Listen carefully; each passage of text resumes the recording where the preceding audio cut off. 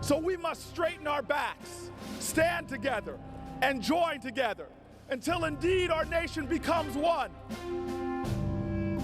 Newark Mayor Cory Booker. Many of the themes of today's speeches, from stand your ground to voting rights, are political issues that can be divisive. And there are certainly plenty of people who disagree with many of the calls today. Horace Cooper is an adjunct fellow with the National Center for Public Policy Research. It's a conservative think tank and policy institute. Mr. Cooper, thank you very much for being here with us. Your thoughts on today, and you were not even a thought in your mom's eye at 50 years ago.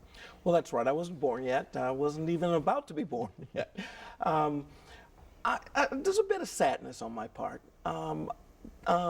Today ought to be more like the 4th of July, a day of celebration, to talk about so many of the amazing accomplishments: the Civil Rights Act, the Voting Rights Act, the Equal Housing Act, the idea that the whole nation came together to address the issues.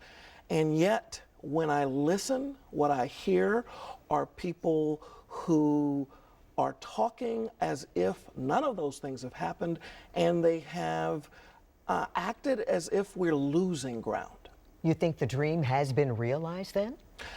Well, there's no more to attain? It's kind of like this to me. In the Old Testament, God told Joshua, I'm going to give you the city of Jericho. You're going to march around 6 times, and then all the walls are going to collapse.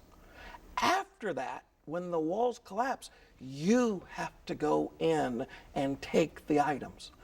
The walls have collapsed. It's no longer legal for the sheriff to shoot you with a water cannon. It's no longer legal for an employer to look you in the face and say, you're black, you can't come here. Are you saying it doesn't happen, though?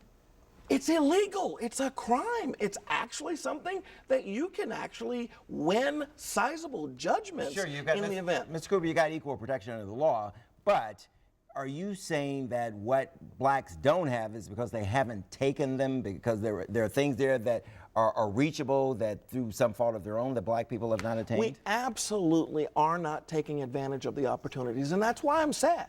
In 1950, people aren't aware of this. In 1950, the highest employed group in America was black men. Today, the highest group of unemployed is black men. Do you know, in prison in 1950, white men, when crooked sheriffs, when society was so amazingly hostile to blacks, white males were the #1 in our prisons across the country. A lot of people are going to agree with you, share your thoughts, but tell me this, and a lot of people can come in with their own stats, but what is it that black people are not doing specifically that they need to be doing? We have always thrived when strong families pursued the educational opportunities. Google isn't Google because white people are behind it. Microsoft isn't Microsoft because white people are behind it. You bring a valuable tool, resource, or idea to the table, you will be successful. Look at BET, very successful because it's a valuable idea, a valuable commodity. That's the solution. The rap and all of the thug life, that is always going to lead to disaster. You're saying that's the conversation we should be having about race right now? What popular culture, social media is doing to the black race? It's like blaming them for the situation they're in. More of us black men are being killed by black men than at any time in American history, and we don't have that conversation. One Latino is being accused of being the big problem facing black America. This saddens me a great deal that we're not going to focus on the real things.